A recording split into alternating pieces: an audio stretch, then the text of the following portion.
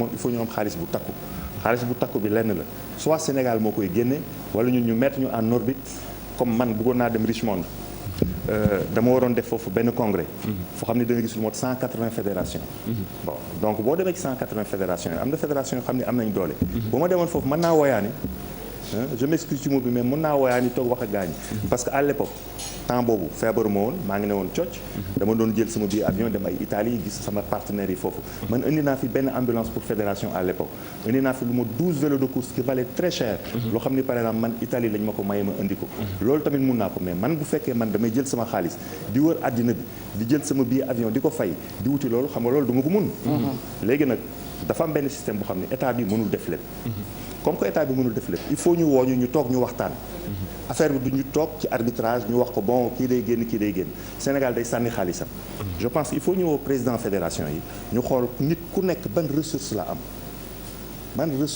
lan la mun a indi parce que ñun du ñu war a indi état bi ñun ci état bi la ñu bokk du président de la République moo war a indi affaire bi du ministre des sports moo ko war a indi du comité olympique moo ko mën a indi parce que nous formons une équipe c'est une chaîne et tous les maillons yëpp dafa essentiel donc il faut que ministère daf ñu war a woo ñu toog yéen lan ngeen mën a indi lan ngeen mën a def ñu jox leen solution bi man xam naa ne ñoom mënuñu jëndal vélo ba abadan dana metti parce que bu ñu naree jël léegi par exemple 10 vélos de course ñu jëlee ko par exemple léegi 3 millions 4 millions benn vélo day def ay 40 millions de francs CFA bu fekkee man mën nañ ma jox ay billets avion man loo xam ne du bari may dem di woyaani di indi ay 40 ay 50 millions de francs de matériel xam nga boobu moo gën a yomb kon il faut ñu toog boobu moo gën a yomb par exemple mën nañu toog aussi def benn affaire loolu laa bëggoon gis ministre bi mais mënu ma woon gis ministre bi laajoon naa ko audience au téléphone waxoon na dana ma recevoir xam naa ak calendrier am dafa xaw a jafe tuuti te man bu ma jógee bu may ñëw ay 10 jours 15 jours laa fiy def après damay dem France ma toog ay 3 mois 4 mois pour jël yenn kii lu bari dama koy def par mail bu ñuy liggéey ak yooyu organisation course yi tous les jours am na ñu la toogal fii ci waaw am na ñu toog fii quoi mais xam nga nekk fa leen saa yi da jafe c'est pourquoi léegi damay def chaque mois may obligé di fay sama billet avion di ñëw léegi bu ma delloo damay xool ndax mun naa am moyen dem ay Italie dem ay Espagne et tout dem woyaani matériel pour indi ko parce que matériel boobu bu xam ni Sénégal moo ko war a jël parce que équipe nationale moom mu ma ko ñun ñëpp ñun ñoo ko moom waaw donc comme que ñun ñëpp ñoo ko moom il faut ñu wut moyen pour def ko est-ce que du manque de moyens yooyu moo tax ci résultat Jeux africains yi non dana ci jouer parce que man li ma jàng man sama stage bu fekkee dama def benn stage en Allemagne en 1985 pour nekk entraîneur de haut niveau bon bu ma demee toog foofu lu ñu jàngal lenn la j'ai vu des gosses yoo xam ni ay xale yoo xam ni ils sont devenus ay champions olympiques lu ñu yóbbu benn vélodrome bu ñu naan Erfurt ñu dem foofu ñu ne ma jëlal turu xale yi nga xool leen ñii da nga ci gis ay champion du monde ak ay champion olympique ay xale yu ndaw la ay 10 ans la ñu am donc ñoom def dañuy commencé déjà di def lu ñu naan détection des talents bu ñu ko indee ba pare ñu commencé di leen former ñuy ñëw mooy bu ñuy préparer un championnat du monde boo xam ne ce sera dans 8 ans dañuy commencé di yóbbu xale bi progressivement muy dem loolu la ñu amul fii parce que bu fekkee ñëw amuñu sax culture boobu tàggat xale yi ci déjà nar a amuñu nekk culture ëllëg boobu bu ñu ko deful fii ñuy sànni suñu xaalis ci poubelle bi et c'est dans tous les domaines da ngay cibler xale yi déjà ñu commencé di ñëw xale yi boo leen di cibler moyens yu ndaw lay doon du bari nga leen indi ndànk-ndànk léegi nag boo toogee xam nga tey léegi pare nañu Jeux africains pare nañ ci dans 4 ans xam nañu Jeux africains day am ñu commencé liggéey mais doo toog ba xam ni des na 15 jours nga jël def regroupement yenn par exemple dafay jàmp waaw yenn fédération yi du ñu am maillot du ñu am matériel nga sukkandiku yooyu ñëw fii di leb di taqale ñëw di taf ñu dem sànni suñu xaalis yàq la loolu la ñu war a bàyyi parce que état bi amul xaalis parce que ñun rek sport rek waruñu am lépp man je ne suis pas d'accord nag ñu jël xaalisu Sénégal yëpp du ñu ko jox parce que aussi am na santé bi am na ñu xam ne ñu ngi fi mënuñu faju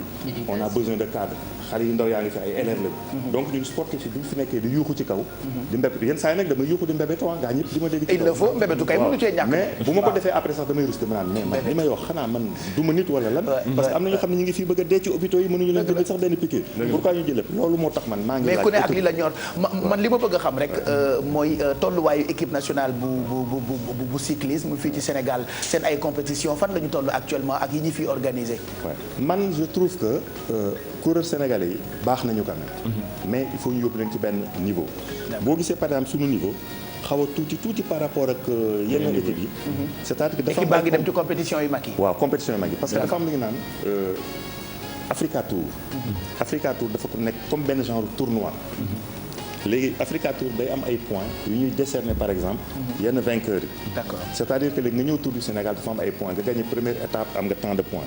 nga jël deuxième am nga tant de points. léegi boo bëggee dem ay Jeux olympiques. wala nga bëgg dem championnat du monde. dañuy xool kan moo ci ëppale points. sur le plan individuel ak sur le plan par équipe. ñun du ñu dem ci loolu. mooy ñun du ñu dem mukk championnat du monde ba abadan. du ñu dem mukk Jeux olympiques ba abadan. Pourquoi ba abadan? parce que duñu ci participer. duñu participer ci compétition. xam nga léegi ñun duñu participer ci loolu. parce que mënuñu fa dem. parce que léegi bu ñu defee arbitrage. mais c'est pas bien ça. bu ñu defee arbitrage léegi équipe ñu ne léegi équipe nationale du Sénégal Burkina Faso lay dem rek parce que amuñu xaalis. waaw nga xam Tour mooy Tour du Faso. waaw Tour du Faso. nga xam Tour du Faso Africa Tour la. Tour du Maroc Africa Tour la. Tour d'Algérie Africa Tour la. Tour de Rwanda Africa Tour la. D'accord. En Afrique du Sud il y a beaucoup de courses Africa Tour. Au Maroc il y a beaucoup de courses Africa Tour. ñun duñ ci dem benn. ren par exemple cette année amul benn course Africa Tour bu ñu dem ñun amul y en a pas. c'est pas bien ça. amul la ñuy participer kon. Tour du Sénégal. bon on est allé en RDC. RDC nekkagul Africa Tour. Bénin nekkagul Africa Tour. bon bu ñu demee par exemple léegi RDC fekk nañ fay équipes yu xam ni ñoom du ñuy dem Africa Tour mais dooruñu ñu de. parce que y avait 14 équipes. di nekkoon Tour RDC. waaw léegi équipe nationale bi léegi du ngeen ko tas def ko daayira bokk.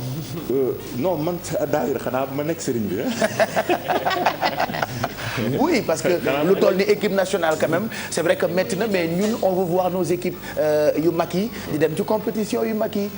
loolu nag ñun loolu la ñu bëgg. c'est-à-dire discipline bu mu mën ci nekk ñun suñu combat mooy ñëpp jàpp ci gouvernement bi jàpp ci ñu teg matuwaay yi ci war. parce que souvent ci discipline yooyu nga xamante ni farataaluñu ko noonu Sénégal. ñi ñi dénk fédération yi ñoo ciy dugal seen alal ñoo ciy def seen temps ñoo ciy def seen ay sacrifices. ñun on a reçu beaucoup de présidents de fédération ci plateau bi. ci yeneen discipline yu dul football wala basket mais on se rend compte que yéen ñii da ngeen di jël ay moyens perso di ko ci dugal finalement. est-ce que dina ko jar. bon xam nga bu fekkee passion bi ñëw na. doo seetlu loolu. d'accord mais dana yàq lu bari dana yàq même ay problème dana indi ay problème de famille. parce que yow au lieu nga joxe dépense sa kër. da ngay tas affaire bi. seet la nga dugal ko ci sport bi. la nga dugal ko fii. boo amee jabar yoo xam ne par exemple sa dépense motul da lay indil problème. waaw am na affaire yu bari nga war a jënd par exemple léegi daal bu rafet pour sa jabar nga dem jënd benn pneu vélo. boo ñëwee daf lay yóbbu àllaxira. dëgg la donc am na affaire yu mel noonu quoi mën na indi ay ñagas-ñagas. man temps bu ma amee sama soxna ma vélo bi daf ko doon fiire. da doon fiire vélo bi. parce que vélo bi laa doon fomp vélo bi laa doon nettoyer. bu guddee avant ñuy tëdd ma jël vélo bi daal di koy wér sama wetu lal. passion la quoi sama wetu lal. mu këdd vélo bi sànni ko fële naan ma looy def nii yow vélo bi rek. da lay fii rek vélo. léegi damay nekk ay réunion ba ay 22 heures mu naan ma yow nekkoo réunion feneen nga ne ko. yaa ngi woon ci vélo bi wallaay bugg a dee. bon donc président fédération football noonu lay def. basket noonu lay def ñëpp noonu lay def. loolu moo tax man léegi. bis bu ma ministre bi recevoir du ma fa nekk di ko laaj jox ñu xaalis. am nga solution ba pare. de toute façon bul sonal sa bopp. bu la ko promettre ministre bi du la ko jox. en attendant ministre bi di leen recevoir pour finir lan mooy nekk message bi en tant que président. fédération sénégalaise bu cyclisme. lan mooy sa message. ci lu may message bi am na loo xam ne bëgg naa ko wax mais mënu ma ko wax fii. parce que mais wax ko fii amul problème. non xam nga nag booy dem ñaani di gis kilifa bu mel ni ministre bi. def naa ne primeur bi moom moo ko war a. c'est-à-dire man lu ma bëgg a lancer rek mooy benn affaire. ministre bi na ma recevoir. pour ñu xool ñun nan la ñuy def. ñoom ñu jàpp ci participation yoo xam ni. nu ñu yóbbu rek suñu équipe bi ñuy dem ay Africa Tour. c'est-à-dire ñu daw Africa Tour. mooy billet d'avion yi. ak per diem coureur yi. léegi nag ñun ñu xool nan la ñuy mën a woyaane partie bu gën a ëpp bi. mooy par exemple vélo yi. seet man fan laa koy mën a wute ji. ngeen am ay subventions. wuti par exemple ñoom lu ñu mën a def nañ ko def. te ñu yokk tuuti seen loxo. ñu nit waruñu fi toog rek di tàllal suñu loxo il faut tamit ñun ñu seet ci lan la ñuy mën a jàpp xam naa ne ñun mën nañ ci jàpp. par exemple ñoom. billet avion bu ma leen doon laaj. pour dem Richmond. dama leen a mere nag foofu dama leen koy waxaan billet boobu ma génn sax xam naa ne peut-être ñu tax. non t'inquiète pas. mais c'est-à-dire man bu ñu ma jëloon billet d'avion ñu yóbbu ma Richmond. États-Unis ma waroon dem congrès ba. war a voter pour toute l'Afrique. billet avion boobu jotuma ko. joxuñu ma ko. donc man bu ñu ma dimbali woon man mu mën a dem man woyaani ji foofu ñu jël ma billet d'avion bi. man ma fay sama frais hôtel. bu ma fayee sama frais hôtel. bu ma toogee ba guddi ma dugg ci néegi nag di fëgg. di fëgg noonu laa doon def Italie ñëw indi fi tonne matériel même maillot Sénégal vert jaune rouge dama ko doon woyaani di ko indi ci ministère temps boobu. ministère du dépenser lu bari. kon xam naa waa fédération ak waa ministère. loolu nag laa bëgg pour ministère bi def ko rek ñoom ñu jàpp ci benn wàll man ma jàpp ci beneen wàll ñeneen ñi jàpp ci benn wàll am na même ancien coureur tel que ay Nelson Rocha jël nañu ay xaalis par exemple jox ko Ligu Dakar am na Jean-Paul Vessière bu gagné woon benn état bu Gossas Tour du Sénégal 1970 benn tubaab bu ma xam Paris ñëw na jël na tuuti xaalis jox ko Ligue de Dakar pour ñu organiser am nag ñu xam ne ñi ngi fi tas bu ñu leen gisee waxante ñoom danañ mën a jël matériel jox leen donc ñun du ñu bëgg partie matériel bi boo xam ne ministère moo ko jël te moo gën a cher ñu dimbali ñu aussi ci billet d'avion yi pour coureur yi ñuy mën a dem Africa Tour ñun ñuy topp soo matériel bi boo xam ne moo gën a cher en tout cas pour sauver le moom ci dëkk yu mag yi France par exemple Tour de France bi événement bu rëy la France arrivé bi ñëpp koy xaar voilà Pape Cheikh man dernière question bi rek sànq ba tey mi ngi wax maladie dafa feebaroon dafa ñu ñëpp nga toog nga ay at yoo xam ne jàppoo ci liggéeyu fédération bi comment koo xamante ni ku am solo la lu am solo la li nga def noonu moo tax ma bëggoon poser question bi comment tu as réussi à vaincre ta maladie juste grâce au sport surtout nga lancé ko appel bu nga xamante ni pour ñi nga xamante ni sport dafa am solo comme ni nga déjà y a Dieu qui m'a aidé pour mu mën fi nekk déjà mbirum yàlla la quoi moo tax ma nekk fii boo gisee may nekk fii di mbébétu depuis sànq donc loolu la quoi mais sport lu tax mu baax xam ngeen saa yi da nga feebar ba atteindre benn point bu xam ne bu tuuti mooy des pour nga xaru parce que dafay metti mais boo tàmmee par exemple di sonn ci sport sportif yëpp la da nga am benn temps boo xam ne sa yaram ci boppam du la bàyyi sax yow nga abandonné sa bopp donc parce que il faut nga ñafe pour nga génn ci parce que da ngay am yenn saa yi sax da ngay déprimer complètement dara dootul dox mais boo demee ba benn moment il faut xeex boobu nga doon tàmm di ko def ci mbirum sport bi muy vélo bi muy football bi muy leneen kooku sportif yëpp la foo jaar yow da ngay essayer def tout pour dund pour mën a génnaat donc bu ma xamee ni presque diig naa fa bëri ba xam ni jeex na lenn rek moom ma may chance bon à part mbirum yàlla boo xam ni ko kenn mënu ko sóoraale moom mooy def lépp bon donc dama ne man il faut ma dund et pour ma dund nan laay def benn affaire rek laa bëgg ci mbir mi bu xam ni bon à part sama famille bien sûr ak samay xarit vélo bi rek moom moo mën a pousse pour ma def leen foofu laa toog sama lalu hôpital ma ne man daal il faut ma jóg ma ñafe ko ma ne lan laa mën a def léegi man pour dundaat bi lan la naa tegaat Tour du Sénégal bi ci télé bi bu boobaa man danaa fàtte sama coono danaa fàtte sama lépp danaa fàtte sax que dama malade donc projet boobu nag ma daal di koy dóor ci taabal ji commencé même bu may toogee sama lal ñu may dialyser wala may def leneen wala ñu may kii maa ngi bind rek wala maa ngi téléphone un jour docteur bi def ma gis mu ne vous êtes qui vous êtes un homme d'affaires man ko non mu ne mais vous avez 3 téléphones vous avez un ordinateur sur lui vous ne faites que travailler ma ne ko non parce que tu avais envie de vivre j'avais envie de vivre au moment où je travaillais surtout que selon li ma dégg feebar bi nga amoon souvent ñi ko am dañuy découragé muy insuffisance rénale am na ñoo xamante ni bu ñu ko amee il faut que ñu defal leen rein bu ñu ko amul dañuy dëkkee dialyse c'est toujours compliqué am na ci ñoo xamante ni dañoo dem sax ba stress ak découragement sax moo leen rey lu bokkul ak feebar bi et yow nga survivre ci grâce au sport grâce ak passion moo tax passion dafa am solo ci doomu aadama ku ci nekk bëggal dara ba boo jaaxlee nga dem directement ci sa passion boobu ci loolu rek ku nekk boo am passion yow bu fekkee musique mooy sa passion passion dafa am solo mooy sa passion boo toogee nga xalaat loolu dana tax yow nga fàtte coono bi nga am bi donc ko fàtte période boobu mais boo toogee ba xam ne defatoo dara rek loolu daf lay rey sax da ngay bàyyee ko man gis naa benn labbe boo xam ne France mujj gi rekkatu xam nga kooku labbe boo déggee labbe nitu yàlla la kooku lépp yàlla mais dafa dem ba découragé donc dootul lekkati mu bañ a jël ay médicaments donc temps boobu man ma jógee France di ñëw fii Sénégal pour toppatoo affaire Tour du Sénégal bi 15 jours après ma dem ñu ne gaañu na bu yàgg parce que dafa bañoon a jëlati médicament dafa ne moom lu tax mu fi toog di faju yu métti fii da ngay gis Sénégal nag problème bi mooy nit ñi duñu am matériel duñu am médicament am nañu docteurs yu baax yu fi nekk parce que man gis naa docteurs yu fii Sénégal docteur français mënuñu leen de dëgg la waaw mais amuñu matériel bi la ñu amul voilà loolu la mais je pense que sport boo koy def dana la génn li ci bari te man bu ma nekkee même ci liste bi bu ñu ma passé visite defal ma ay test yu bari docteur bi daf ma wonee kii kat dañ ko wutal rein bu baax parce que kii gis nañu musul la naan sàngara musul tux te def sport waaw te kii nekk na ci sport parce que boo gisee mu ngi am 62 ans ba léegi mu ngi ne cocc même ak feebar bi kii bu ñu ko dimbalee rein bi waaw bi ñu la woowee ne la wutal nañ la rein noo def keroog dama tiit d'abord parce que liste bi dafa gudd non boo feebaree di nga toog di 18 000 personnes mooy nekk ci liste bi en France 18 000 personnes en France comme Sénégal ñaata la Sénégal amul liste parce que fii permettre ñu don de rein encore les gens se battent mais ils ont pas encore waaw pareegul quoi def naa assemblée nationale xaw ma lan ñoo non pareegul donc dafa xaw compliqué donc ñu war a ne la am nga ne waaw dama toog rek parce que dama jógee un jour dama ñëw Sénégal def fi 15 jours léegi bu ma demee toog 2 jours après rek sama portable daal di sonné di sama portable sonné ñu ne ma est-ce que pare nga yow ma ne pare ci lan ñu ne xàmme woo numéro bi ma ne ko non xooluma écran bi sax ñu ne ma bon pare nga am nga benn rein fii mais benn test rek moo la dese wóorul ni que rein bi dana baax pour yow. mais waaw est-ce que mun nga ñëw.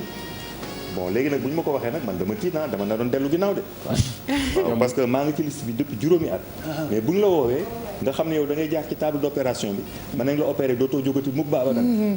waaw déjà loolu nga jëkk xalaat est-ce que man bu ñu ma opérer man dinaa fi jóge. dëgg la est-ce que du ma fi jóge jàll beneen yoon jaar beneen pont bi. dëgg la après ma toog nag mënatuma nelaw fekk mu nekk heure reer mënumaa reer sama reer coupé. léegi nag may hésité naan danaa dem du ma dem danaa dem du ma dem guddi gi yëpp. kii après ma ne toog ma ne xaaral naa jóg rek. ma sol sama jean gàddu sama sac de voyage.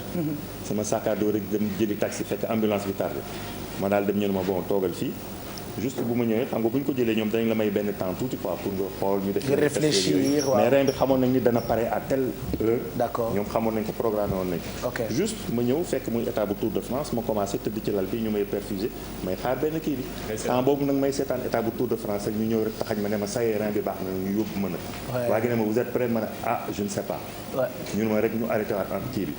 ñu ne ma vous êtes prêt wulu pare nga wala pare woo. ma ne yóbbu leen ma. léegi nag bu ñu ma yóbboo nag ma daal di dem bu ma duggee nag léegi ci salle d'opération bi bon sama fit di naaw quoi ñu ne ma nga mel ni comme si yaa ngi Laurent Garros. waaw plus que Laurent Garros dama ñëw fekk ay yëre yu weex rek foofu nag su ma ne sayee wallaay waaw man yàqu naa man ma rek naa ñëwee mais nag xam nga lan moo ma ci génne ci ragal boobu man daal ku ma doon opéré jigéen la te dafa rafetoon benn période ça c'est bien dit waaw mais daal bu mu ndeysaan ma nga rafet waaw rek du bokk mais nee naa gis nga dama toog rek man mbaa daf la anesthésier rek nga xam mais non dégg lu ma lu ma lay wax dama ñëw dafa ñëw rek raay sama loxo dama monsieur Thioub ça va ma ne ko très bien donc raay bi rek anesthésie la jeex na dafa ma anesthésier mais nag maa ngi lay wax leen de est-ce que bu may raay fekk ndekete ñu ngi dugal produit bi man xaw ma ci dara dañ la teg dil mu may rey di kii rek man ma kontaan benn période wallaay ngay dund sa émotion xam nga fan laa yeewu raay ba neex damay yeewu fekk il faisait ay minuit may yeewu gis ay lal rek nit ñu bëri weex man ne man fu ma yeewoo man ba laajte woo xale ba daf man nax ba piqûre ma dem lendemain nag li ñëwaat di ma seet si ndax ma opération bi baax na ma ne ko toogal ci lal bi waay waaw ça se voit que gëm yàlla dafa am solo ak lu mënti dal jaam boo gëmee yàlla rek da maa nga ngi leen di ciy wax génn leen de bu leen di opéré na leen jigéen opéré de merci on est très content en tout cas et puis li nga wax nii defe naa dina gën a dalal xel ñi nga xamante ni ñoom ñoo amee insuffisance rénale ñu bëree ñuy seetaan ci télé bi semaine bu jot ñu dem defi dialyse mu metti nag parce que loolu rek opération la imagine semaine bu jot nga dem ñu opéré la loolu yàlla nañ ci yàlla mais nag ñoom ay soppi sa deret ay jàmbaar lañu kay ay jàmbaar lañu te lañ ci génn ah ñoom oui ñëpp quoi te li ma dal yàlla na leen dal wallaay bon léegi nag ñu jox la rein kooku benn affaire la mais nga garder ko tamit beneen affaire la waaw beneen affaire la de d'accord nga maa ngi fi di coow di kii rek mooy temps bi ça va d'ailleurs sax yenn saa yi da nga gis sama temps mais garder nga ko bu baax quoi waaw mais cool yaa ngi géré quoi xam nga benn rein pour nga garder ko ba sa dund yëpp man nga toog demaat dialyse de waaw on sait jamais waaw loolu yàlla na la ci yàlla musal mais c'est que nag réalité boobu il faut nga nangu ko dëgg la xam nga àddina da ngay dem affaire yi day neex yenn saa yi mu décliné ni àdduna ngoogu donc man maa ngi xalaat mën na am comme mën na bañ a am wallaahi boo guddee fan mën na am wallaahi mun nga toog nga garder rein bi ay 20 ans 25 ans 30 ans comme mun nga ko garder benn fan donc léegi yow looy def bu ñu la opéré ba pare da ngay sóoraale loolu nag di seet nan ngay ñemee pour dékku loolu pousse bu yegg seetee man am naa sama benn yaay boo xamante ni ça fera près de 10 ans moom am na chance ak moyen dem toog Italie liste ba gudd na ça fait plus de 10 ans mu nekk Italie mu ngi xaar ci liste bi pour ñu wutal ko rein amagu ko mu ngi def dialyse daanaka chaque semaine donc ñu ngi koy ñaanal et puis di ñaanal ñeneen ñi nga xamante ni ñoo amee feebar boobu la. xam nga nag xaar rein dafa am benn affaire. dafa mel ni car rapide bu dul daw ñu koy pousse. mais bu ñu la pousse nga tàkk balaa ngay am rein dana yàgg. loolu quoi da ngay toog am na ñu xam dañuy def 10 ans am na ñu xam 12 ans encore ci groupe sanguin bi la quoi am na groupe sanguin yu xam ne mun na dem. méngóo nag méngóo bu fekkee am nga mbokk bu la may aussi mun na dem. bon bu fekkee amoo mbokk bu la may nag da ngay toog di xaar ñu pousse la nga tàkk rek. voilà ñu pousse nga tàkk rek. voilà merci. merci kontaan nañu ñun dañoo fier ci yow. ñun dañu la fa il faut que nga signer ñu autographe wala nga signer ci kay yeewu leen bi. waaw du ñëppay signer ci kay yeewu leen bi. des invités yu mel ni yow rek ñooy signer ci kay non yeewu et puis là depuis bu ma xamee ne damay signé dafa mel wax ñu ma ko dafa mel ni dama ko génn. Voilà. depuis maa ngi signé ko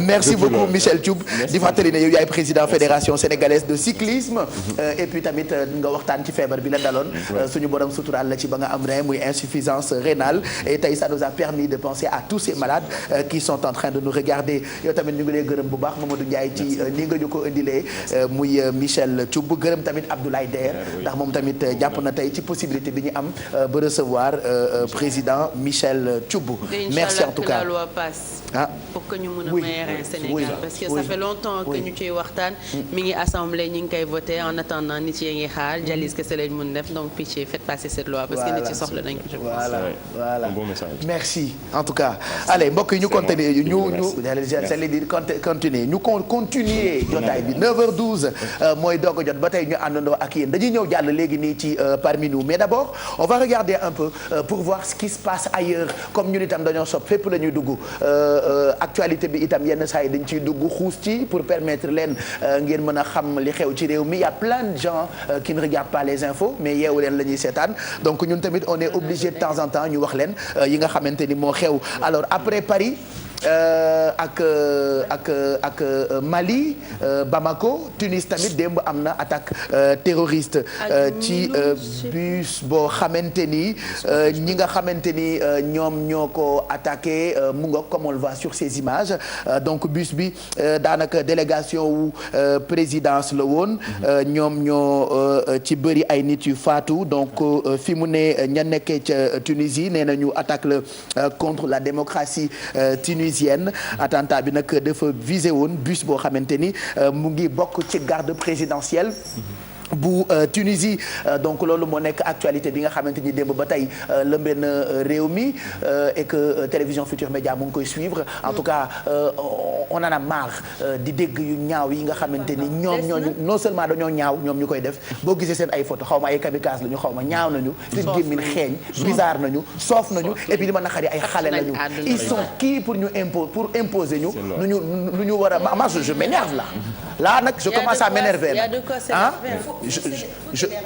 je commence vraiment à m'énerver voilà après sa xol dafay jeex quoi boo gisee seen ay photo yi ñuy wone ngay gis ñu nekk ay xale ñoom fan la ñu toj ba bëgguñu wax ñu lii mooy l'islam ak lii moo dul l'islam et puis ñu ngi yàq deru l'islam dañuy dem ba indi amalgame dañuy dem ba indi c'est-à-dire boo nekkee jullit sax da nga koy rusa wax ci yenn dëkk yi parfois après finalement tous les musulmans de justifié wu fu ñu dem de justifié wu nag ça fait trop nag quand même ils en font trop ils sont qui ces gens là pour qui ils se prennent énervé nañ ma de religion n'a rien à voir c'est juste un choix. Oui mais bon eux selon lu ñu gëm eux ils disent que ouais c'est à cause de l'islam c'est l'islam dañuy jihaad ku leen jihaad loo dañ leen bind ci kaan yonent bi daf leen xam est-ce que yàlla reconnaître na leen ñoom moo jaaxal ñëpp boo demee ay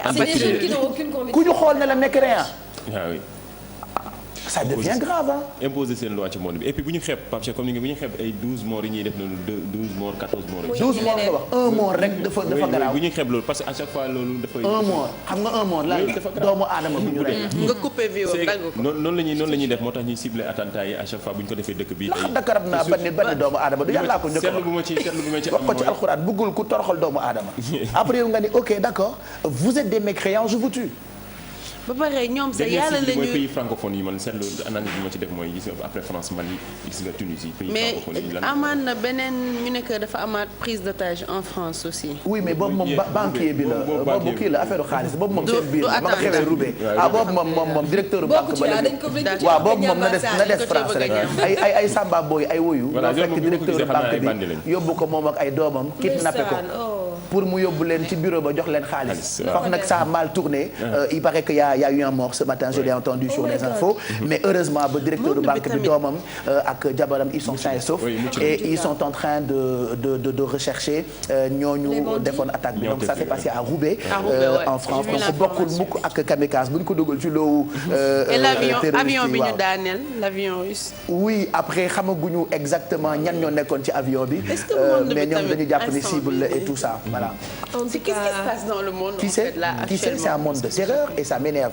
En tout cas moi je parle aux terroristes na ngeen ñu may jàmm rek nag ils en font trop franchement et on pense Cheikh am na yenn dëkk sax finalement boo nekkee musulman t'es plus en sécurité parce que benn haine la ñuy créé par rapport ak musulman yi donc finalement on va te voir am na imam yuy nekk à l'extérieur bu ñuy def xutba dañ lay wax que nga dindi sa li wane extérieurement que musulman nga yëpp pour nekk en par exemple comme fii Sénégal ñun dañoo tiit ba président mu ngi tere burqa muuraay bu burqa la tudd xamu burqa muuraay bu kii bi bëri na ci ñoo xamante ni dañu muuroo noonu rek parce que dañu jàpp ni mooy li leen di jëriñ ci diine ji n'est-ce pas donc voilà après finalement day indi lu jaxasoo après on a tous peur dafay indi amalgame tu vois tout le temps des musulmans qui se justifient ne vous justifiez pas ah bu leen justifier dara yenn saa yi nga nekk ñun sax heureusement ba fii duñu ko sentir mais boo nekkee dëkk bu mel ni France sama doon sax boo ko solee ba dugg ci train ñu xoolaat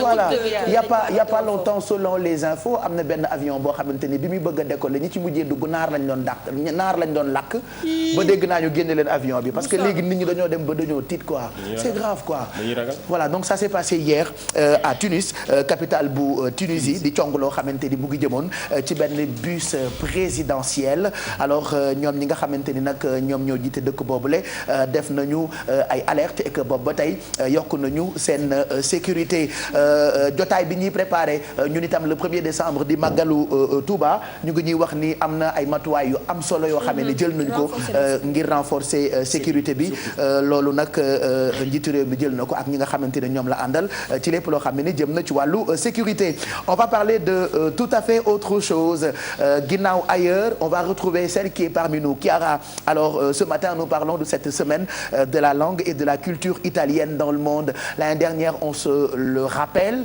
on avait célébré cette journée et cette année encore on retrouve tous les Italiens pour célébrer cette semaine de la langue italienne.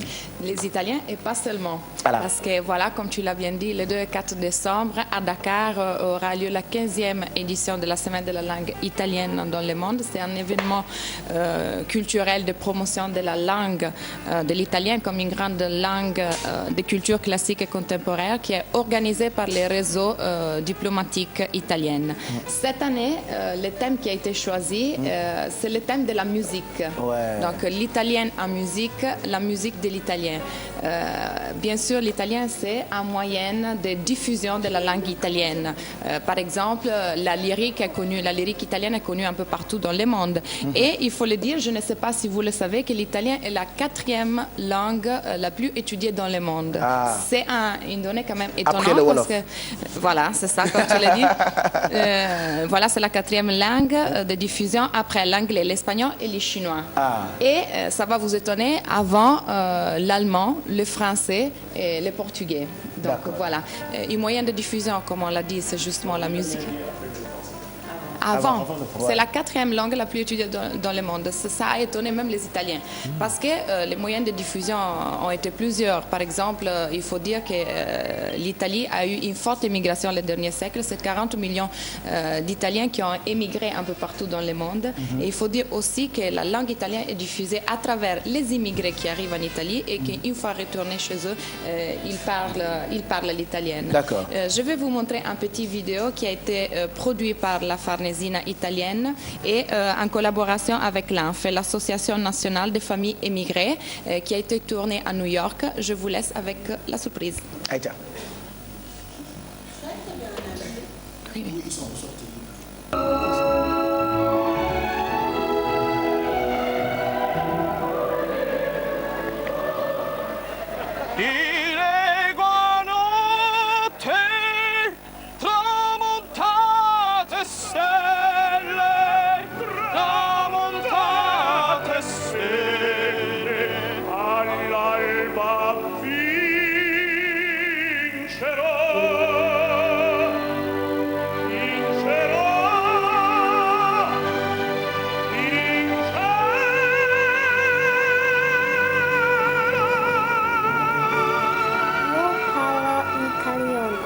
Parlo italiano.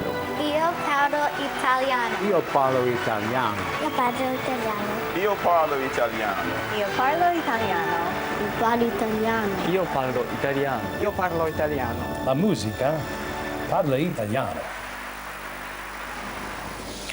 Voilà, donc loolu c'est pour vous montrer comment la langue italienne est répandue dans le monde. Il y a beaucoup de Sénégalais qui parlent cette langue, puisque l'Italie fait partie de nos pays d'amour.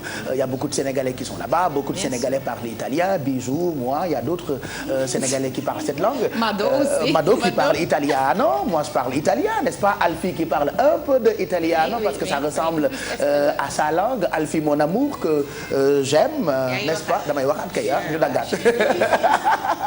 Je blague.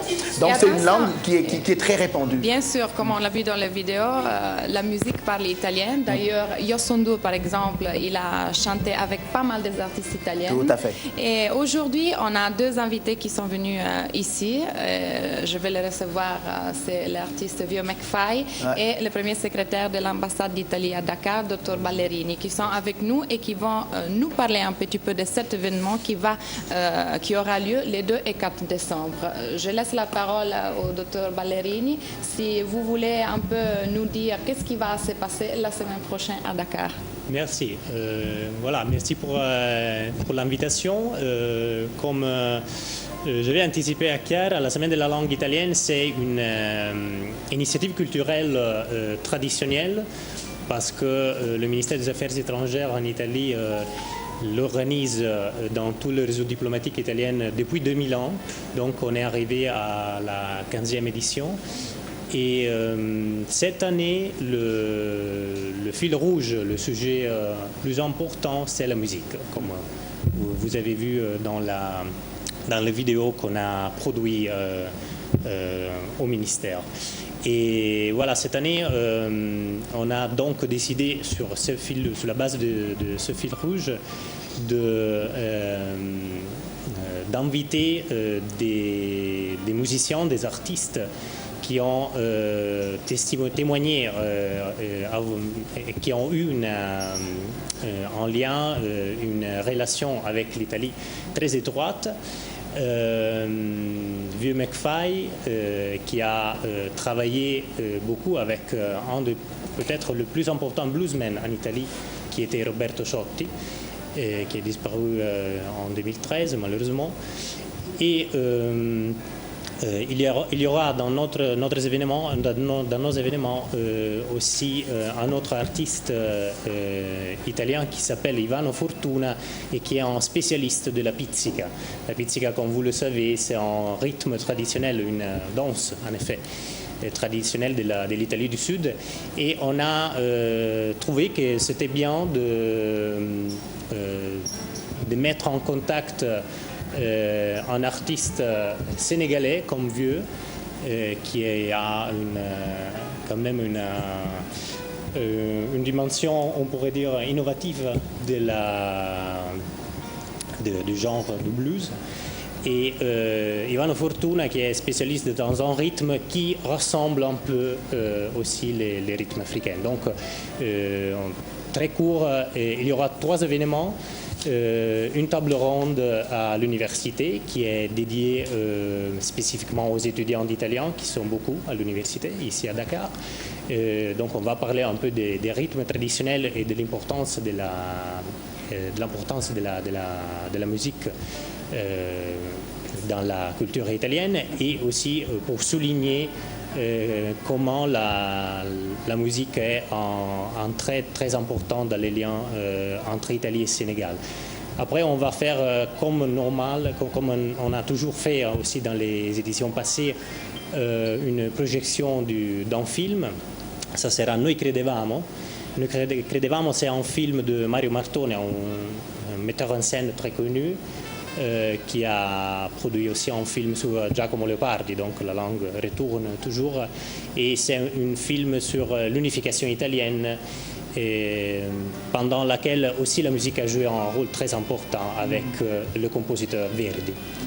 Et enfin, et ça c'est la soirée finale, l'événement plus important, je me permets de dire, dans la semaine, on va organiser, il y aura un concert vendredi 4 au Jazz for You ici à Dakar, avec Vieux McFly, Ivano Fortuna et la participation d'un autre artiste italien qui vit ici au Sénégal depuis un an et qui s'appelle Federico Putelli. Donc on va faire un peu un mélange. Voilà.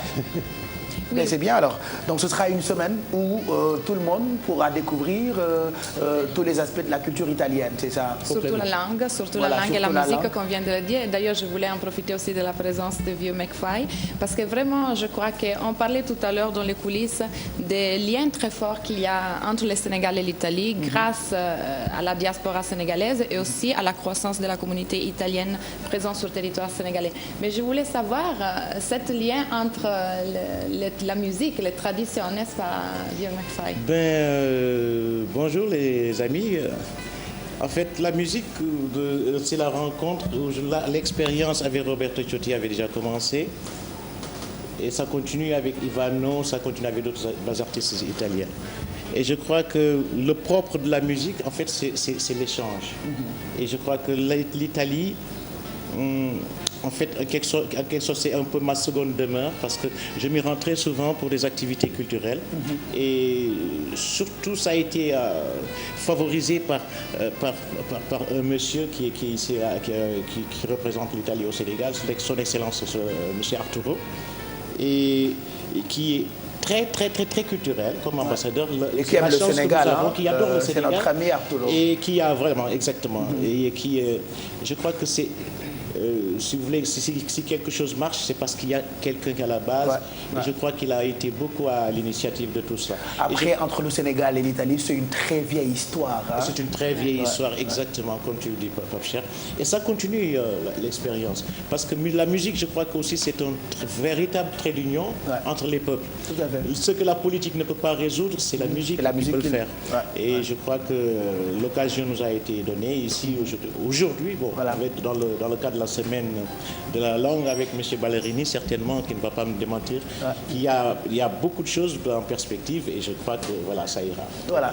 Moi, je voulais résumer un petit peu pour les téléspectateurs qui ont envie d'aller découvrir et voir qu'est-ce qui va se passer justement. Donc, comment le docteur Ballerini l'a dit, le mercredi 2 décembre à 10h à l'université Cheikh Anta Diop de Dakar. 2 décembre à 10h à l'université Cheikh Anta Diop de Dakar, la salle d'italienne. Il y aura cette table ronde. Il y aura des élèves.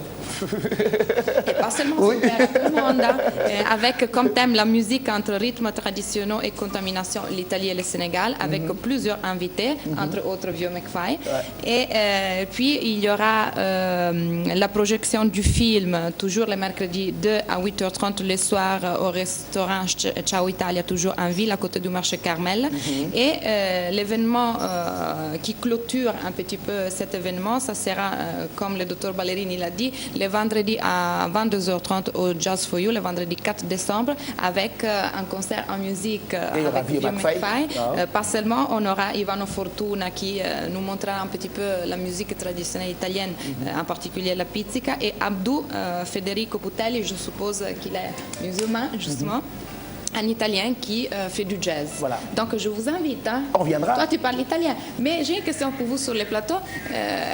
Ce sont lesquels les artistes, les chanteurs italiens que vous connaissez ou vous appréciez, si vous en avez? Ça c'est une curiosité. Laura Pausini, les plus connus. Bocelli, Andrea, quand même, Eros Ramazzotti, les plus connus. Voilà. Et Ritorno Date, que je fredonnais tout le temps. Et Ritorno Date de Laura Pausini. Voilà. Donc c'est des artistes qui sont pas connus. Voilà, elles chantent très bien. Donc on ne connaît que les plus connus. Après, il y a d'autres talents qui sont en Italie. Il y a un groupe qui a chanté avec Youssou N'Dour. Il y a des nouveaux rappeurs italiens. El Divo. Il y en a d'autres. Il y a plein d'artistes italiens. Il a chanté avec Massimo Di Cataldo, c'est des vieux chanteurs très connus. Voilà, mais comme Bijou il a dit, il y a quand même de nouveaux artistes qu'il faut découvrir. Et je vous attends la semaine prochaine aussi pour découvrir un petit peu cette 15e édition de la semaine de la langue italienne.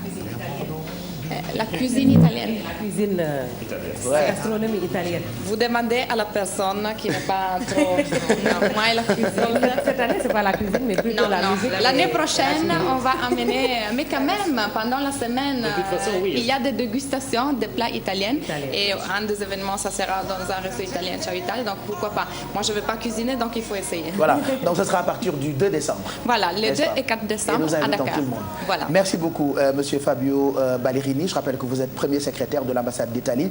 Vieux Mac Faye qu'on ne présente plus. Merci en tout cas pour tout ce que vous faites pour la culture africaine de façon générale.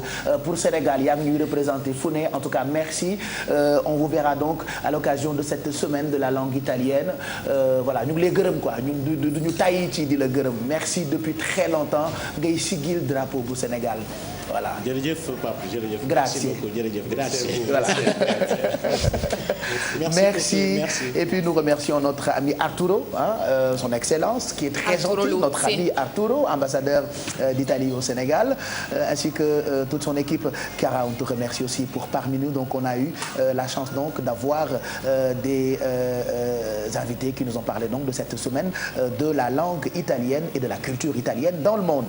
C'est ça ayca ñu continuer yeewu leen bi 9h32 mooy doog a jot ñu ngi àndandoo ak yéen jëm 10h am na beneen invité boo xam ne daf ñuy fekk si waaye laataa muy ñëw pour ñu waxtaanee carrière am c'est un acteur c'est un chanteur mu ngi dëkk bu ñu naan Los Angeles comme quoi comme on a dit tout à l'heure bëri na ay doomu Sénégal yoo xamante ni ñu ngi imposé wu bu baax ci yeneen dëkk yi nañuy imposé wu nag c'était pas évident et pourtant ñu ngi ciy góorgóorlu bu baax on va parler maintenant d'éco ak Fama Thioune comme chaque lundi ak mercredi dañuy continuer ci revêtement bi ñu doon waxtaanee tey nag defe naa da nga ñëwaat indi ay pneus.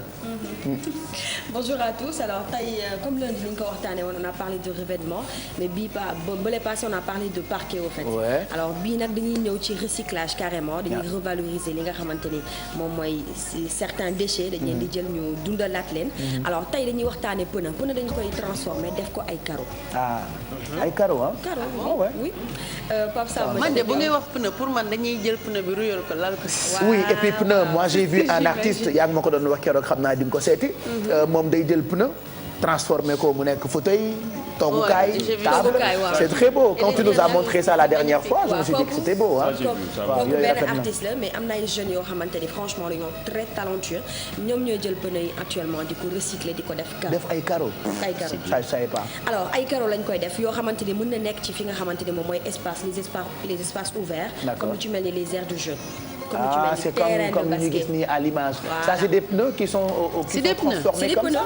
moom lañ transformé nii moom ngeen di gis moom lañ def comme carreau gis nga leen nii forme bu la neex mën nga ko ci am. naka lañ koy liggéeyee comme addi bi de la mer loolu lépp mën nañ ko éviter su fekkee ni utiliser nañ li nga xamante ne moom mooy pneu yi moom la ñuy recycler donc il y a énormément de choses qu'on peut faire qu'on peut recycler comme lu ci mel ni pneu yi ma indi tey donc yooyu yëpp mën nañ ko indi te design bu la neex nga koy amee te am na ay xale yu am jom yoo xamante ni comme suñu invention bu waa bijou ñooñu damay bàyyi nga invité leen suñu invention moom réserver naa la ko tey dama doon wax juste ci revêtement de sol bi comme ça nga invité leen ñoom Ecovo lañ tudd ñu daal lay détailler naka la ñuy recycler objet bu ñu jël dañ koy recycler def ci ay création yu magnifique daal la koy indil donc tey revêtement de sol pneu yi laa lay indil gis ngeen image yi c'est intéressant gis ngeen ni ñu koy defee dinañ leen jox et ça donne envie de def ko sa kër mais surtout sa kër sa véranda bordure piscine bi si jardin de jeu ba pare dafay éviter risque de chute yi xam nga daanu yi dañoo bëri glisser yi ci carreau yeeg affaire yooyu waaw boo ko defee doo glisser donc dootoo glisser en plus c'est magnifique boo ko tegee ba pare même si aire de jeu yi gis ngeen balançoire yi xale yi di nekk mën nañ ko def d'accord en tout cas il y a pas mal de choses qu'on peut faire surtout terrain basket yi vraiment nga xamante ne léegi terrain basket amatul surtout ci Dakar léegi terrain basket yëpp dañoo yàqu léegi surtout ak risque blessure joueurs yi oui léegi mooy bu ñu ci defee vraiment est-ce que c'est accessible prix bi cherul noonu c'est accessible en plus ay xale yu am jom ñoo koy def donc dañ ngay waxtaan ak ñoom dañ leen invité fii incha allah pour ñu wax ñoom naka lañ koy liggéey ba pare indaale matière bi ñu touché ko laal ko ñu expliquer ñu en détail comment ils font pour faire la transformation en détail yëpp nañu ko expliquer ci suñu invention comme ça ñu mën ñu détail ñu toucher matière bi ñoom bu ñu ko recycler naka lay fay ñu wane ko voilà oui ok ay pono la ñu recycler on vous donnera adresse su xale yi koy def ak seen numéro de téléphone sur notre page Facebook mën ngeen xoolaat replay yu déco bi ak Fama Thioune sur notre site internet www.igfm.sn. merci en tout cas nous on ne savait pas que mën nañoo recycler pneu comme quoi lépp ngi ci réew mi buñ ci gëstoo rek am lépp loo xamante ni mën nañu ko soxla merci beaucoup Fama Thioune ba lundi ñu waxaat ak yow ci déco dëkkuwaay ak lépp loo xam ne ni mën nañoo soxal ci li ñu wër. maintenant nous allons recevoir un invité kooku nag Bijou moo tax ñu découvrir ko moom mu ngi tudd MC Warwick ou Warwick tout dépend de noo koy prononcer c'est un chanteur acteur sénégalais qui évolue à Los Angeles. voilà donc MC Warwick comme ni nga koy waxee peut-être que du noonu lañ koy waxee si en anglais lañ koy lire mais bi wala Mouhamed Koli noonu la ñu koy tuddee fii Sénégal donc je pense que MC Warwick sa nom d'artiste la. exactement salaamaaleykum Sénégal maaleykum salaam. gars yi maa ngi leen nuyu ku si nekk si turam ak santom mais di am fierté ak honneur teew fii tey ci émission Yeewu Leen en tout cas de yee ngeen ma franchement. yee nañ la moo tax it gàlloo nga sa sër waaw lii nga def nii lan la MC. waaw c'est que xam nga boo seetloo MC Warwick il est originaire de Ziguinchor.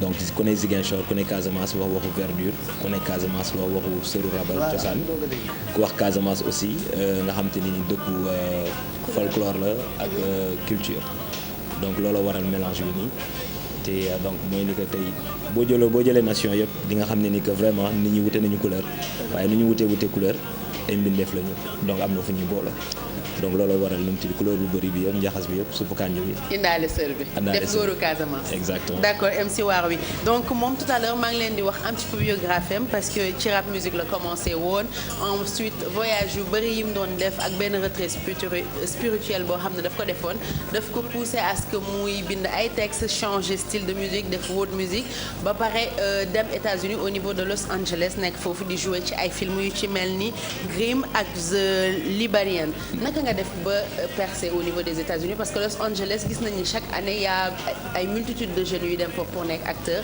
mais benn poignée ñoo ci réussir. waaw alhamdulilah sant yàlla encore une fois et di wax ni que bu may nekk fii nii Sénégal j'étais tout le temps passionné par le cinéma et par la musique bien entendu.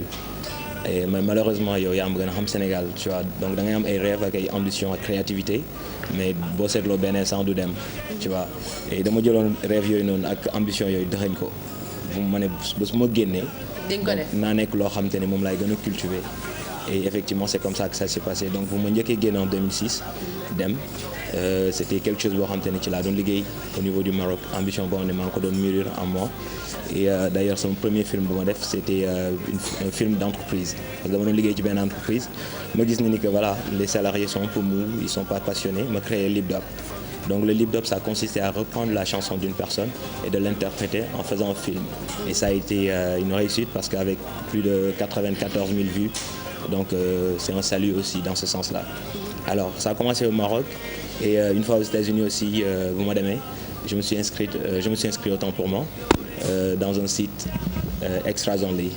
Donc dans un premier temps j'ai commencé en tant que figurant et en tant que background extra. Alors j'ai percé toujours avec des contrats et franchement ils m'ont beaucoup cherché de contrats et ce qui a fait que voilà j'ai passé plus de 20 épisodes yoo xamante ne ni tourné nañ ko foofu noonu dans Grimm and the Librarians qui ont des films de science-fiction. D'accord. Voilà et donc c'est quelque chose aussi qui n'est pas du tout facile parce que boo demee foofu tu trouves des milliers de gens américains et toutes les nationalités confondues yoo xamante ne ni qui veulent la même chose que toi tu veux.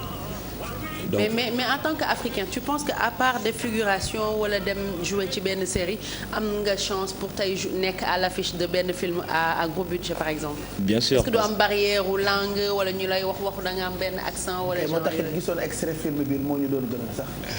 am nañu photo film bi. waaw parce que ce qu'il faut comprendre mooy ni que. langue mun na nekk barrière mais tam mun na bañ a nekk barrière en tout cas aux États-Unis langue du barrière parce que ñoom na nga wax ñu comprendre la donc tey jii boo joué film aussi am nañu équipe boo xam te ne mooy nekk sa ginnaaw pour jàppale la ci sa script ba nga xam te ni doo ko jéggi raay n'est-ce pas donc am nañu assistance boo xam te ni dañuy non seulement former mais aussi di ñu encadrer et aussi di ñu wax aussi maanaam les techniques du cinéma. Et alors là ñi ngi am ay photo tournage bu ban film lay expliquer. kii tournage kii la dama doon jouer en tant que colonel ci benn série. The Librarians donc doon loo xam te ne ni ñu ngi doon filmer di tourner ak ay matériel Red One. donc là c'est la sosie de Iron Man donc c'est la personne juste à côté Michael Gallon qui fait sa sosie tu vois donc nekk na loo xam te ne nii bon dañ doon tourner dans une prison et donc c'était une prison boo xam te ne qui a été construite mais qui n'a pas eu de pension qui n'a pas eu encore de prisonniers donc état bi transformé ko la ñu jël ko def ko salle de cinéma de production. donc ci ngeen loolay waral boo gisee film yi am na yenn grille et malheureusement doon na film boo xam te ne nii qu'on ne peut pas avoir sur nous parce que c'est en vente sur le net. et aussi donc nit ñi dañ koy commercialiser moo tax am na yenn image yoo xam duñ ko mën a génnee. vraiment voilà c'est totalement privé. donc d'accord donc à part film. yaa ngi yëngu ci musique tamit d'ailleurs da nga gagné Best World Beat juillet dernier. exactement juillet 2015 qu'est-ce que c'est nan nga def ba gagné ko fan nga participer ci concours. waaw santaat yàlla encore une fois alhamdulilah. Best quoi la gagné. Best World Beat. ok sound. waaw parce que bu ñu commencé musique yàgg na on a commencé en. jàmbaar nga def. prix boobu. en 1996 donc naroon génne album en 2000 et double album lañu naroon génne en 2000 ça n'a pas mujjul en tout. et par la suite toujours ñu garder rêve yi en 2002 comme tu l'as su ñu def benn retrait pour gën a xoolaat suñu musique suñu style. ak aussi yoon maanaam objectif yi mooy ni que à long terme fi nga bëgg a jëm. tu vois donc bu ma demee aussi dama gis ni que wax dëgg yàlla Sénégal et en Afrique je dirais on a une très belle culture parce que la preuve bu ma demee États-Unis je me suis rendu compte que les gens avaient soif de culture. que suñu culture daf leen di intéressé. franchement d'ailleurs culture boobu nga wone ci clip bi de Africa bi tax nga gagné prix bi dañuy xool benn extrait ñëwaat continuer. exact.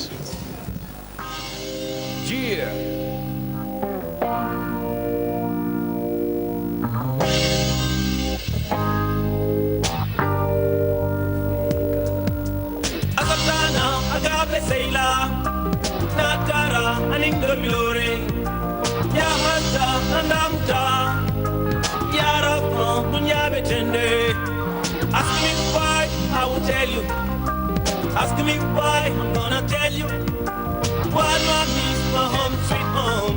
Senegal, Galay Yinte Manima Yai boy, Tegema Saddam, muy gorgorlo hey. Yinte Manima Sénégal, ñaanal ma Warwi, muy gorgorlo hey. MC, muy gorgorlo Diversité culturelle, au rythme des tam-tams. Des femmes qui chantent et dansent comme des opérelles. L'ambiance à la saveur, oh, c'est un drame. Pays de chaleur, mon cœur et mon âme. Frères et sœurs, mangi ñoom. Def na xar sama xol. Yaa leen jiite, Mauritanie Rabat. Yaa leen jiite, c'est Oregon. Portland et les Seattle, BBC Bagel. Samay am di jàmm, ndax kenn amul lu dul say mbokk. Dinaa leen fekk boo leen mën ci ne. Dinaa leen fekk boo leen Sénégal jaay, USA Oregon. Sénégal jaay, USA Oregon. Sénégal jaay, USA Oregon. Sénégal jaay. voilà donc et puis vidéo bi li ci nice mooy originalité bi nekk ci culture Joola ah c'est ça parce que loolu moo tax ñu jox la best beat c'est ça best quoi best world beat ok moom moo ko gagné aux États-Unis et puis ngay acteur en tout cas nous sommes fiers de toi ñun dañu bëgg ay xale yuy teg ay affaires di gën a représenter comme disent les rappeurs représente la ñu bëgg ñun drapeau bi dañu bëgg représente dañu bëgg di dégg say yes buy ñëw Sénégal et on te souhaite bonne chance tu as prévu nga génne album fii c'est ça oui bien sûr parce que album bi d'ailleurs moom moo nekk en phase d'enregistrement genn wàll bi moom nañu enregistré États-Unis donc la seconde partie va être enregistrée d'accord avec def nga ñaata at États-Unis def naa 2 ans plus de 2 ans. def nga fa plus de 2 ans. d'accord au départ da nga demoon pour immigrer pour jàngi. non juste dama mën naa ne découverte loon aussi échanger d'air. d'accord après finalement tu es resté. effectivement je suis resté pour 2 ans. tu vois. yaa ngi Sénégal pour combien de temps ni. maa ngi fi jusqu'au 20 décembre damay dem ñëwaat. d'accord pour voir vidéo bi ak say activités mën nañ la fekk sur Facebook c'est ça. oui bien sûr c'est disponible sur Facebook Reverb Nation YouTube SoundCloud et sur iTunes aussi l'album sera disponible bien sûr en 2016. en tout cas bon courage ci waar wi et puis ñun ñoo ngi lay xaar ci affiche benn film boo xamante ne film à gros budget lay doon. merci beaucoup voilà jërëjëf. merci Bijou moo ñu wonalee ak Warwick moom c'est un artiste acteur la en même temps foofu ca Los Angeles y en a tellement yu nekk fii ci Sénégal nekk ko 9h46 mooy doog a jot Mamadou Mouhamed Ndiaye la ñuy xaar pour revue de presse bi puisque nous sommes presque au terme de cette partie magazine bu Yeewu Leen Alfie mën nga ñoo tàmbalil laataa ñuy dem ci Yeewu Leen plus bi parce que foofu la ñuy ñam-ñamee mais balaa ñam-ñamee bi je rappelle que ñu ngi àndandoo ak Beurre Sofia mi lay gunge ci togg bi ñu xool ko waaw.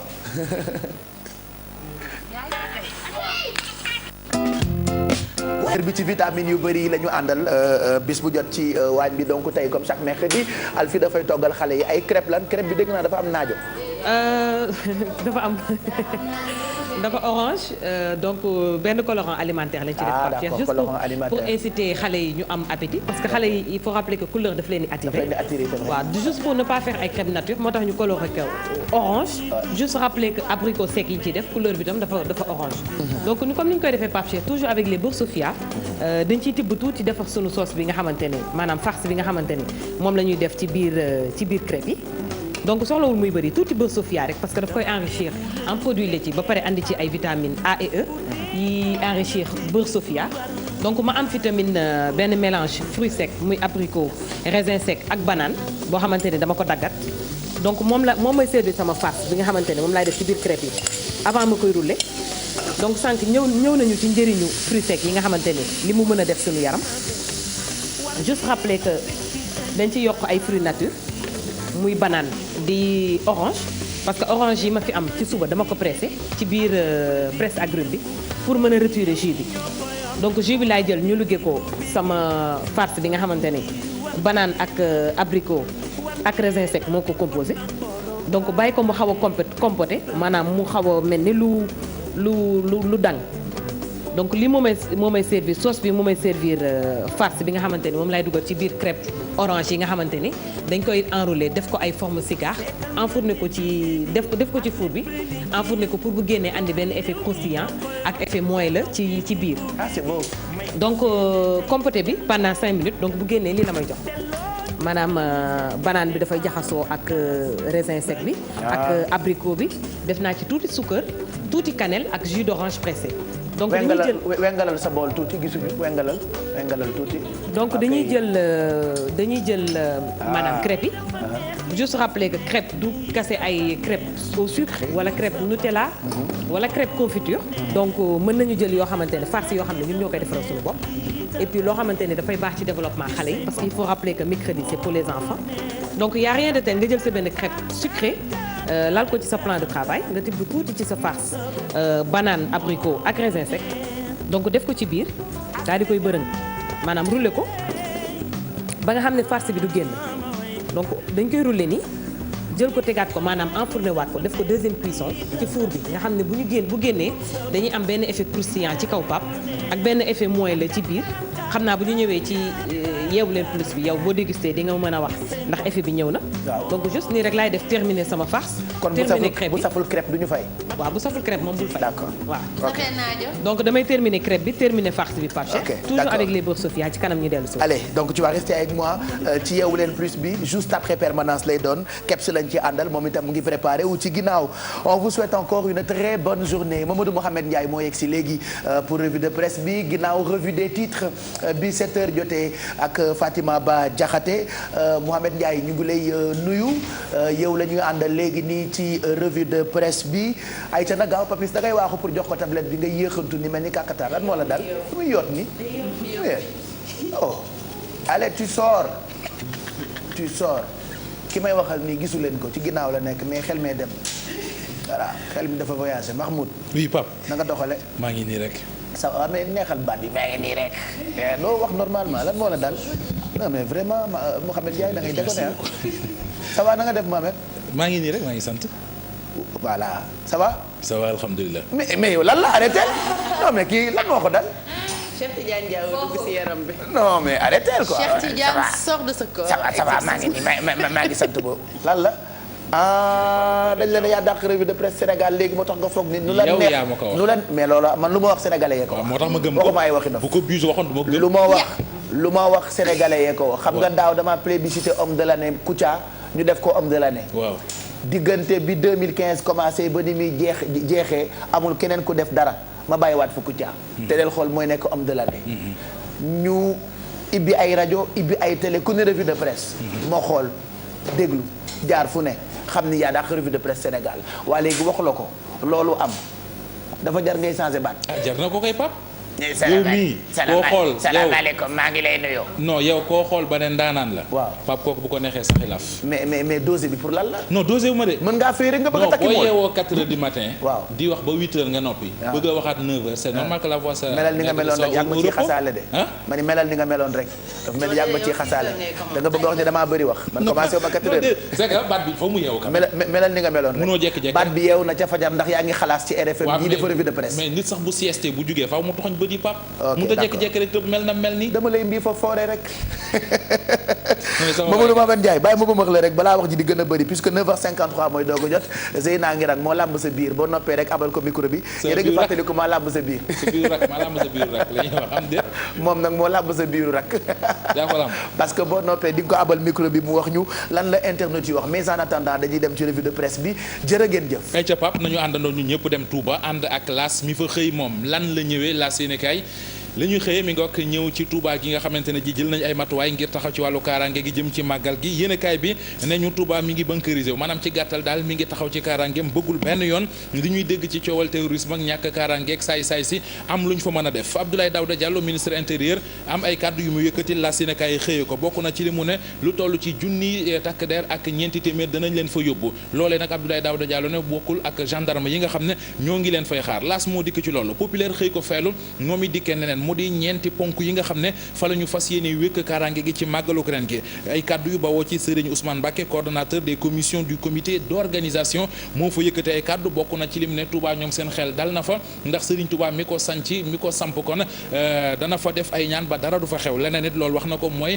wàllu sécurité nit ñeeg seen i mbir mu ne loolee état bi moo ko amee mu ngi lu aju ci askanu Sénégal nañu def seen kéemtalaay kàttan ba yokk vigilance gi ak wàllu collaboration gi moom Serigne Ousmane Mbacké moo wax loolee ci populaire la Tribune moom it xëy na dem Touba àndoon fa ak Khalifa Ababacar Sall maire bu Dakar yéenekaay bi nañu ca Touba la demoon moom Khalifa Sall demoon fa doon sàkku ji ay ñaan gisee na ak Khalifa bi waaye Tribune li mu gis ci demu Khalifa Sall moo di daal dafa wuti woon ñaan yu ko mën a jotale ci caabi palais maanaam ñaan yu ko mën a def président de la République beneen sëriñ ci beneen yéenekaay Grand Place kii mooy Serigne Mansour Niass mooy njiital RP Rassemblement du Peuple premier serviteur ni ñu koy waxee ci yéenekaay bi muy wax ci wàllu terrorisme moo nekk ne ca kaw moom Serigne bi Niass di xam le ne daal wàllu soufisme moo mën a doon li mën a tax ñu xeex wàllu terrorisme leneen loolu it wax na ko ci waa Grand Place bokk na ci rafetlu dem nga président Macky Sall demoon ca Mali moom sax xamal na waa Grand Place ne Mali réew la mu xam ne moom Serigne bi Niass foofee la juddoo def na fa fukki at kon xam na réew ma bu baax a baax en tout cas moom Serigne Mansour Niass bari na lu mu waxtaane ak journaliste yi Grand Place yi ñu dem ci Le Soleil mi waxtaane budget Sénégal 2016 yéenekaay bi ne nañu woote nañu ko mi ngi toll ci 3067 milliards ci suñu xaalis Le Soleil moo ñu xamal loolee beneen yéenekaay bu ci dellu siwaat mu di Walf Fadjri li mu gis moo di budget Sénégal bi ki nga xam ne mooy premier ministre bu Sénégal di Mahammed Boun Abdallah Dionne ak njiitu réew mi Macky Sall daanaka ñoo ko ngar daajoo ne lu ëpp ci budget bi ñoom ñoo ko jël lu toll ci budget Sénégal am nañ ca ñoom 143 milliards di téeméeri milliards ak ñeent fukk ak ñett juróom-ñaari milliards ñii di transitaires yi amal nañ ko trésor waa douane ñoo wax loolee ndax kuréel gémb trésor yi ci Sénégal yi ci transitaires yi ci Sénégal dañ doon jënoo ak taskatu xabaar yi di wax daal ne douane ak ni ñuy liggéeyee dafay kon gën a sooxel seenub liggéey loolu kilifay douane ni tontu nañ ci ak milliards yoo xamante ne ji amel nañ leen ko milliardaire bi mu di Cheikh Amar yéenam nekk ci jël kër gi di Sunewoor ñu déggoon mu barakloo mu ne moom àndul ci loolee ndax Cheikh Amar waneegul ci réew mi lu daal am xelam kii di Pape Diogay Faye mi amee communication holding Amar moo ko xëy tontu ci Direct Info ñu xooli journal bi Pape Diogay Faye ci Direct Info nee na mu barakloo soxor gu sëxin moom moo ko dab mais amul dara lu mën a defal mës a defal kon am réewam Macky Sall la àndaloon yoon xippi ay gëtam teg ko ci plan Sénégal émergent yëf yi rëcc ko muy nekk fu nekk mu toog fa di wax ba Macky Sall tàggoo ak moom ndax tëlee gu mu tëlee Pape ñu dem ci enquête xooli fa keneen koy wax jëmee ci réew mi moo di Mame Mbaye Niang ministre de la jeunesse doon it kàngam ci biir APR nee na Macky Sall moo yey mer lan la mer li nga xamante ne ji Macky koy jébaane di ay responsable yu nekk seen parti bi te duñu défendre parti bi mukk mu ne loolee ñun ñoo ko njëkk a jébaane dañuy seetaan ñuy dundi musiba guddeeg bëccëg gars yi dañu yàq lu nekk sunu lambu ci laa jëm waxtaane wàllu lambu ji ak Balla Gaye 2 Triple S mooy doomi Double Less démb ñu ngi doon wax naan Luc Nicolaï joxe na avance Balla Gaye weddi na ko nee na bàyyam jotul benn avance leneen lu mu waxit mooy nee na moom Balla Gaye amul combat te li fekk préparé wul ba pare à 100% keneen ku koy seet si da ngay yàq say tànk mais du la bëreel ndax pareegul Pape ñu dem ci l'observateur jeexalee ko mbir nga fa moo xamante ne ji tey moom dama koy bàyyi rek ñu xoolandoo ko. muy lan dégg xoolal Pape. mais mënu maa xool li ñu bind kat dafa bëri. ndeysaan ñoom ñoo tudd Pape de Mouhamed. Pape nga laaj de waaye ñoom ñoo tudd Pape. ñu tudd Pape. te Pape nga laaj de. waaw moo ma jaaxal na. man loolu xaw na ma jaaxal yow léegi yow lu la doy ñu wax ko lu ñu bàyyi. man bàyyi ma bàyyi comme ñoom ñoo tudd Pape. yow waxal yow Pape Thiou nag Pape Félix ak Pape Si. yow waxal comme mënuñoo liir wax ñu. Pape Si ak Pape Thiou nag Pape Seck ak Pape Félix. waaw ayca kon ayca ñun ñëpp Pape la ñu tudd. ñu laaj Pape Samba mu joxaat ñu journal bi. ayca l'observateur gendarmerie bu Thiès moom moo jàpp ay nit yoo xamante ne ji Thiès la ñu nekkoon. di dajale ay xale yu jigéen. di leen cagatuloo yéenekaay bi ne ñu ni ñu leen di doxalee daal mooy góor ñi nga xam ne ñoom ay mineur la ñuy wër. wala ñu yëngu ci wàllu pédophile. ñooñee lañ leen di yóbbul bu ñu defantee ba pare ñu jox leen xaalis. d'accord am na sax lu ñu leen di sant mooy ku ci séq góor ba pare fexeel noo roccee téléphone am yóbbaale mais Pape li ci gën a doy waar mooy am na ci benn xale bu jigéen boo xam ne bi leen gendarmerie jàppee xale bu jigéen bi nee na fukki at ak juróom la am. mu ne am na genn guddi goo xam ne indil nañu ko juróomi góor yoo xam ne ku ci nekk séq na ak moom. subhanallah Mohamed Ndiaye ñu ngi lay gërëm bu baax ci revue de presse boobule ak yéenekaay yeeg ni ñu xëyee tey jii ci suba gi ayons fini avec nos amis notes yéen ñi nga xamante ni yéen a nekk ci page Facebook bu Yeewu Leen.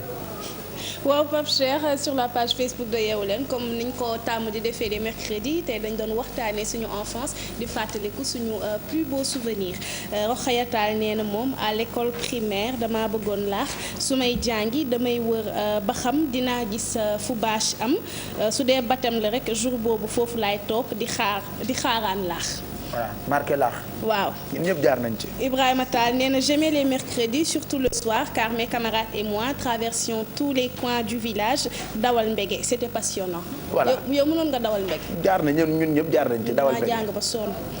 Oumy Mbaye moom laay pare nee na le jour où j'ai dit à ma mère argent ou je brûle ta chambre. moom daa teel a sadik. donc c'est des menaces. voilà c'était des menaces waaw yoo xamante ne yaayam la ko defoon nee na ko mu jox ko xaalis mbaa mu taal néegam xaw ma nag ndax mujjee na ko jox ou pas Pape Cheikh.